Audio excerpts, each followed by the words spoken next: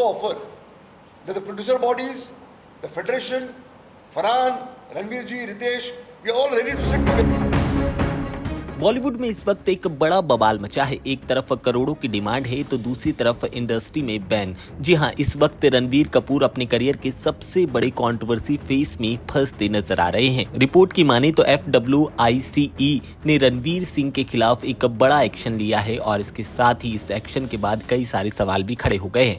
यानी कि इस एक्शन के बाद अब रणवीर सिंह के साथ इंडस्ट्री के कई लोग काम नहीं करेंगे जब तक वो प्रोड्यूसर के साथ इस पूरे मामले को हल नहीं कर लेते। पूरा मामला डॉन 3 से जुड़ा है जिसे फरहान अख्तर की कंपनी बना रही है। बताया जा रहा है कि रणवीर ने अचानक से इस प्रोजेक्ट को छोड़ दिया जिसके बाद मेकर्स को काफी ज्यादा नुकसान हुआ है। अब प्रोड्यूसर की तरफ से करीब 45 करोड़ रुपए की डिमांड की गई है।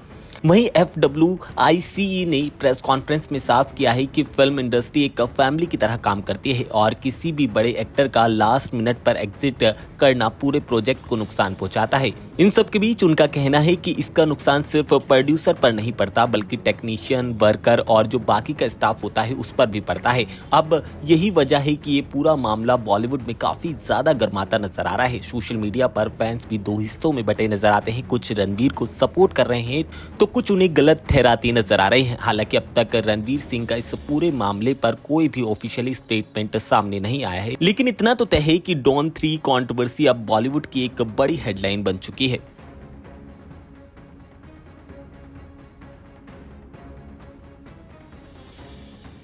To offer that the producer bodies, the federation, Farhan, Ranveer ji, Ritesh, we are all ready to sit together and come to a conclusion, a proper, positive conclusion, so that this is sorted out, the film begins and nobody is at loss or something like that. कोई रास्ता निकलना चाहिए। एक minute मैं आप लोग के माध्यम से एक ही चीज़ कहूँगा कि इंडस्ट्री बैठी है यहाँ पे, प्रोड्यूसर हो, फेडरेशन हो, वर्कर हो, टेक्नीशियंस हो, फिल्म बनाने के पहले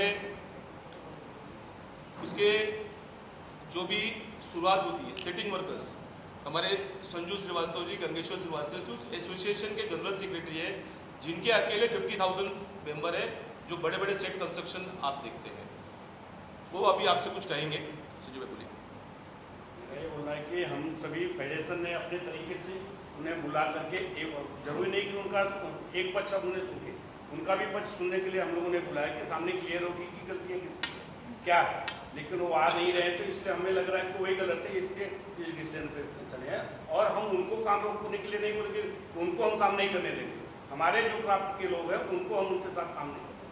अगर उनको लगता है कि उनकी टीम पूरी अकेली इंडस्ट्री में लेके काम कर सकते हैं, कैमरामैन, डायरेक्टर, कारपेंटर, लाइटमैन, तो कर सकते हैं। और कोई भी कारपेंटर, स्पोर्ट बॉय वहाँ पे सेट पे, मैं अलाइड मजदूर यूनियन का जनरल सेक्रेटरी भी हूँ, बताना चाहता हूँ, कोई भी सेट उनका किसी भी कीमत पर हम लोग नहीं लगते थे। उनको जहाँ पे भी वो रहेंगे, हमारे कारपेंटर लोग वहाँ उनके साथ काम नहीं करें जब तक ये डिसीजन बैठ करके मैटर सेटलमेंट नहीं होगा।